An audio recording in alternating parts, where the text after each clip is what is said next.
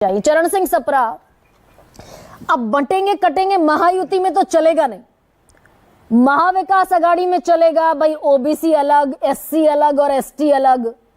ये धर्म में बांटेंगे, आप जातियों में बांटेंगे।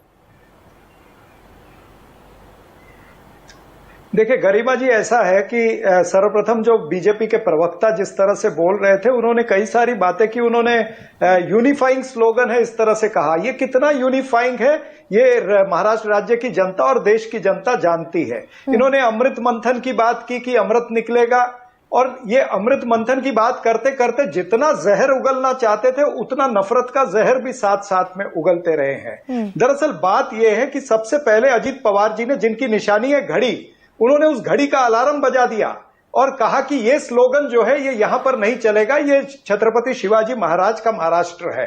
लेकिन इनके समझ में नहीं आई। फिर पंकजा मुंडे जो हैं, उन्होंने एक कह दिया कि भाई यहां पर तो विकास की बात होनी चाहिए, इस तरह के नारे नहीं लगने चाहिए। उन्होंने भारतीय जनता पार्टी को हिट विकेट किया। आज अशोक चव्हाण जी ने फिर हिट विकेट किया इनको। वहां पर मिलिंद देवरा कह रहे हैं कि भाई ये स्लोगन जो है बटोगे तो कटोगे, ये सेल्फ गोल होगा। लेकिन भारतीय जनता पार्टी के बाकी के नेता और योगी जी और मोदी जी इतने हठधर्मी हैं, इतने जिद्दी हैं कि इसको मानने के लिए जरा भी तैयार नहीं है। ये महाराष्ट्र राज्य जो है ये शिव छत्रपति का राज्य है, ये बाबा साहब अंबेडकर का राज्य है, शाहू फूले अंबेडकर का राज्य है। यहां पर इस तरह से जातिवाद नहीं चलेगा।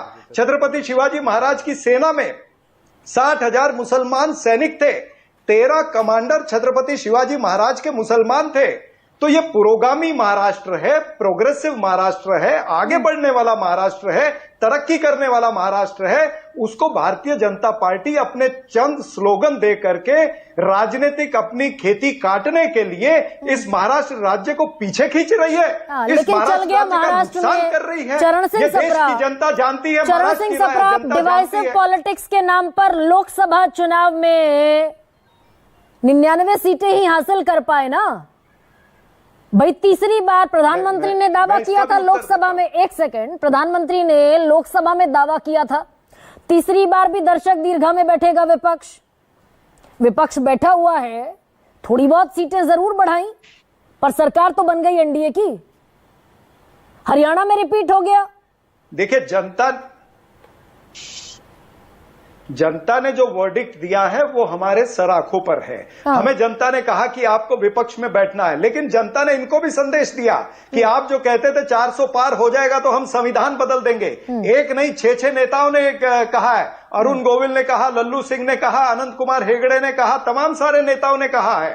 तो ये जो संविधान बदलने की इनकी छुपी हुई राजनीति जो थी, एक मोडस ऑपरेंडी जो तैयार हो रहा था, उसको लोकसभा के अंदर भारत देश की जनता ने उसको नाकारा है, उसको रोका है। इनको 240 पर जाकर के इनको रोक दिया है। ये बहुत बड़ी बात है।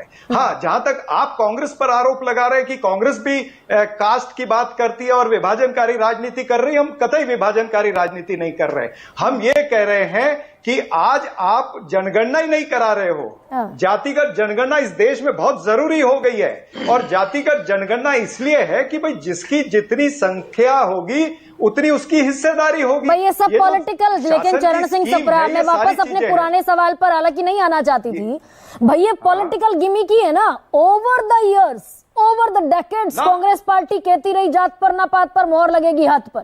अब सत्ता चली गई, 90 के बाद, राम मंदिर आंदोलन के बाद कभी बहुमत का आंकड़ा नहीं छू पाए तो जाति पर आ गए। नहीं, जरा भी नहीं। देखिए मैं इस चीज का उत्तर देता हूं। ये देश को आगे बढ़ना है। ये देश को जैसे जैसे समय आएगा उस तरह से हमें अपनी नीतियों में बदल करना पड़ता है। हर सरकार करती है। अच्छा, अगर भारतीय जनता पार्टी की सरकार आई तो वो अपनी नीतियां इंप्लीमेंट करने की कोशिश करती है। चरण सिंह सप्रा, तो अगर फर्ज कीजिए पार्टी आज कह रही है कि जातिगत जनगणना जो है वो समय की मांग है, तो हम कोई देश को तोड़ तो नहीं रहे ना। हम तो ये कह रहे हैं कि जातिगत जनगणना हो। भारतीय जनता पार्टी कह दे हम नहीं करना चाहते, फिर इनके जो अलायंस पार्टनर है, जेडीयू है, टीडीपी है, या फिर ओम प्रकाश राजभर है, या फिर संजय निषाद है, या फिर अजीत पवार है, ये अपने आप तय कर लेंगे कि भाई इनके साथ में रहना है कि नहीं रहना है। भारतीय जनता पार्टी स्पष्ट रूप से लेकिन ये मुश्किल भी हो सकता है क्या चरण सिंह सप्रा? ये अच्छा, किशोर तिवारी बता दें, ये मुश्किल भी हो सकता है क्या सर? किशोर नहीं, एक मिनट मैं उत्तर दूंगा ना, कोई बात नहीं। कह लीजिए, छोटी सी जल्दी से कह दीजिए। किशोर जी बहुत देर से आपने बीजेपी के प्रवक्ता को 19 मिनट दिए हैं, थोड़ा समय हमको भी दीजिए। भाई सत्ता है उनकी, चरण सिंह सपरा, ये शिकायतें प्लीज मत किया कीजिए। मैं आज ही कहना चाहती हूँ अपने दर्शकों से भी, सत्ता है तो विपक्ष को भी तो आधा समय तो मिलना चाहिए कि नहीं? हाँ, मैं सबसे बड़ा सवाल लेकर जब बैठती हूँ, सबसे बड़ा सवाल ये है कि सत्ताधारी को 19 के साथ मिनट दिए बैठती हूँ तो कि हमें 10 जिसकी मिनट तो सत्ता देने है चाहिए कि उससे नहीं? सवाल पूछा जाए, और ये बड़ी जेन्युइन बात है। सरकार जिसकी सवाल उससे पूछा जाएगा। अब इधर भी शिकायतें उधर भी शिकायतें। चलिए कहिए चरण सिंह सपरा अपनी बात। देखिए, कहीं भी अगर भारतीय जनता पार्टी या कोई सोचता है कि हम अगर जातिगत जनगणना डिमांड कर रहे हैं तो हम कास्ट वाइज डिवाइड करना चाहते हैं, ऐसे कतई नहीं है। हम ईमानदारी से कहते हैं कि आज का जो सेटअप है उसके अंदर जो छोटी जातियों के लोग हैं उनकी कोई भागीदारी नहीं है, उनकी कोई हिस्सेदारी नहीं है। आपको एक बार नहीं अनेक बार कांग्रेस पार्टी के नेताओं ने, श्री राहुल गांधी जी ने और खड़गे जी ने और सभी ने आपको गिन करके दिखा दिया है। लेकिन आप कह रहे हैं ठीक है, अब ठीक है चरण जी, ठीक, आप कह रहे हैं बटेंगे तो कटेंगे नहीं चलेगा, जातिगत जनगणना, और यही महायुति के लोग भी कह रहे हैं। ठीक, अब ऐसे में किशोर जी